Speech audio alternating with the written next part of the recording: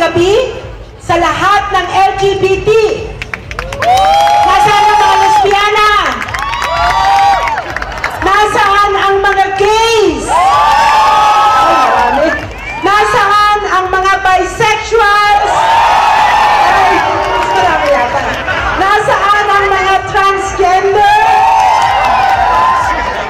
Magandang gabi sa inyong lahat.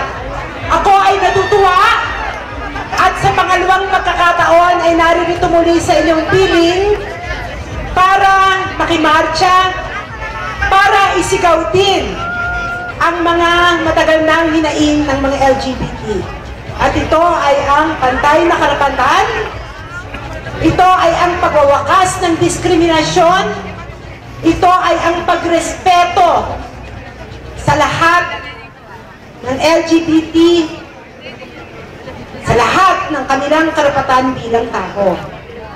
At ako po, hindi lamang Gabriela, kung hindi malawak na, ay representante ng Makabayan Coalition. Ito ay koalisyon ng mga makabayang mamamayan. So napapalawak natin ang ating advokasya at isinusulong nito ang panukalang batas laban sa diskriminasyon ng mga LGBTs, ganun din ang reproductive health bill sa Kongreso. Panahon na para ipasa ang mga panukalang batas na ito.